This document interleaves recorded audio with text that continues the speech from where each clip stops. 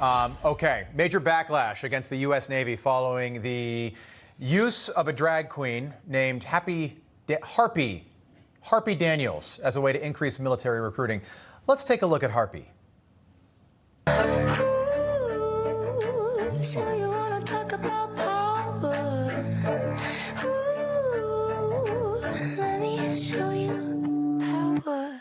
I eat boys like you for breakfast. And so much ice, I'm looking like a Yeti. Not Fendi, not Dior. All right, joining us now for reaction, the host of Carl Higbie Frontline, Navy SEAL, Carl Higbie. Thanks for coming in. Carl, yeah. Listen, I mean, we've seen this happen with Nike. We've seen this happen with Bud Light. Whatever you want to say about those, I think it's fine. But it's completely different when it's someone who wears our military uniform day in and day out. And you know from experience, that uniform needs to be shown respect. Well, not only that, it's like I was in the military, women couldn't paint their fingernails anything but earth tones because it was a distraction. And now you've got this. This is, I got to say, this is bad. It's massively offensive to a bunch of people. Oh, and by the way, it's on TikTok, which is not even a safe platform for Americans to be on, according to a number of reports and how China manipulates the data using it. But also, when did our military stop caring about killing bad guys and breaking their stuff and start caring about this? They're doing this for a recruiting effort. The type of people that this is going to recruit are not the ones that I want. I said last night on my show, like, if this is the new Navy, I'm sure the next hostage we have to go rescue in Djibouti will be thrilled that RuPaul's coming to get him. Carl, first of all, Carl Higbie Frontline, 5 p.m. Eastern Time, right here on Newsmax. Carl, I said this, and I've said this to you before. When I first met you, you know, and I knew you served our country, you know, I knew you were a Marine, and I said, you are exactly your central casting for who I want serving our country. Yeah. Serious question.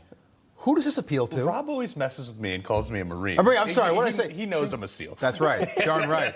You're in the Air Force, Carl, flying around. He always messes with me with Carl, that. Who does this appeal to? Seriously, if you're 18 years old and you're thinking about enlisting, you watch a video like this. I mean, who does this actually appeal to? So last night we played the commercials that the U.S. Navy used to put out before there was a recruiting problem, and it was, you know, to rock music, launching planes off aircraft carriers, SEALs coming out of the water, blowing stuff up, and guess who joined the military? People who wanted to go to war. Right. That's what the military should be attracting. Right. I have no idea, but we were talking about the Secretary of the Navy and how he obviously signed off on this. We had General Blaine Holt on, who you just had. He was appalled by this. Look, you want to be a drag queen, you want to put on whatever you want, makeup, dresses, whatever surgeries people are doing now. You want to do, fine, go ahead. All I care about is when a bullet goes whizzing over my head, can you shoot back and save my life? This is so bizarre. Hold everyone to the same standard, because you're right. In the military,